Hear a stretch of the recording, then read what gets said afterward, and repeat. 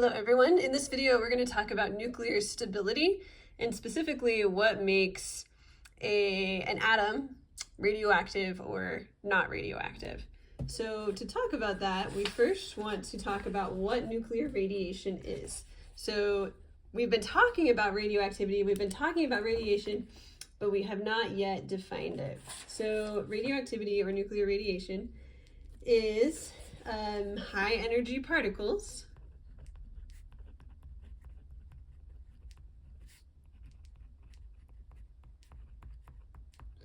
that are given off by the nucleus when it is unstable.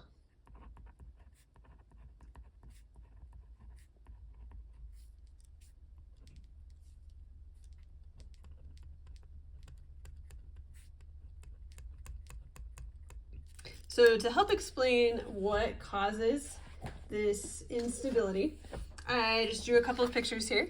These are two isotopes of carbon. One of them is stable and one is unstable. So if we look at the difference between them, this stable isotope has 6 protons and 7 neutrons. This isotope has 6 protons and 8 neutrons. So when we have different amounts of protons and neutrons, sometimes that can make our atom more unstable. And this can happen if we have too many neutrons or too few neutrons. And the number of protons and neutrons does not have to be equal. In fact, it usually isn't. So in this example, this is a stable isotope. The protons and neutrons are not the same, but the ratio is the correct ratio for this isotope to be stable.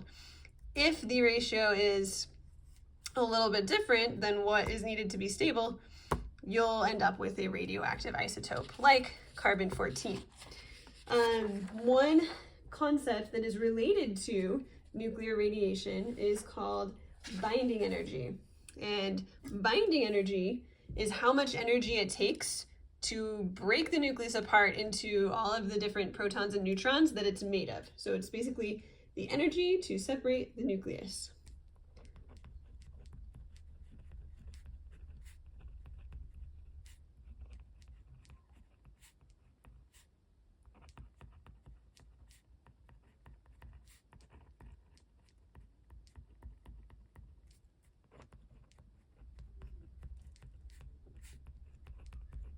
And we'll learn a little bit later on, the binding energy is related to stability. So the higher the binding energy, the more stable the nucleus.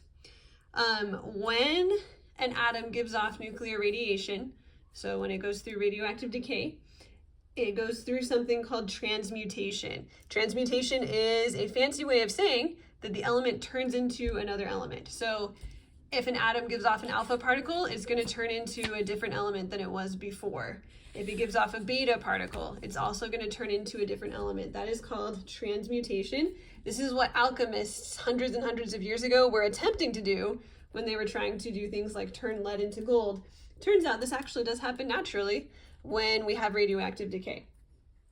So transmutation, it's one element turning into another.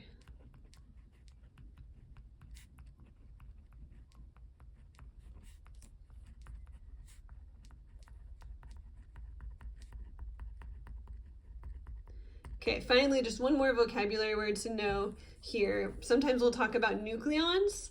That is a word for particles that are in the nucleus. So it's basically a term for protons and neutrons. So nucleons are particles in the nucleus, specifically protons and neutrons.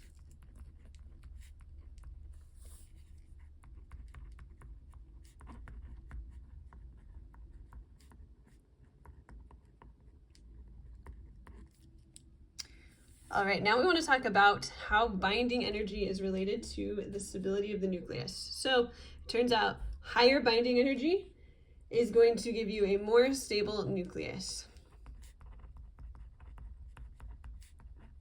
We can also relate half-life to stability.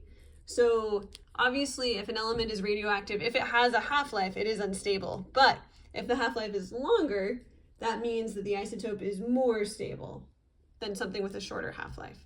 So a longer half-life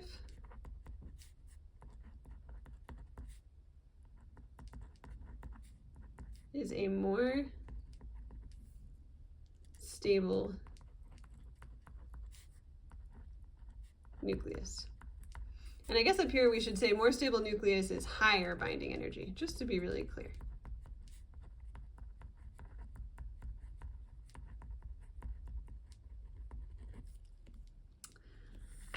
All right, let's look at a couple more examples.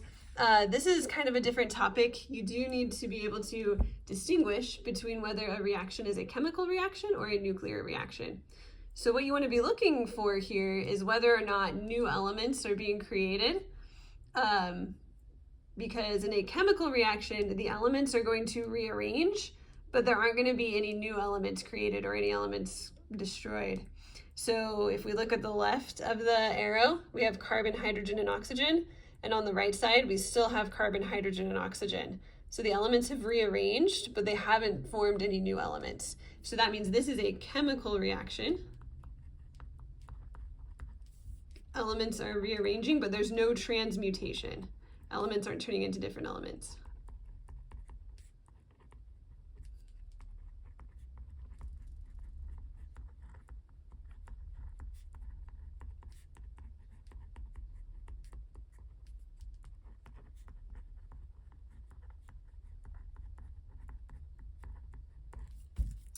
This reaction, we've got helium and nitrogen combining and turning into oxygen, and then this is a proton.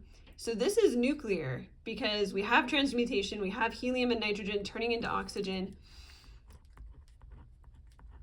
So that's how we can know that it is nuclear.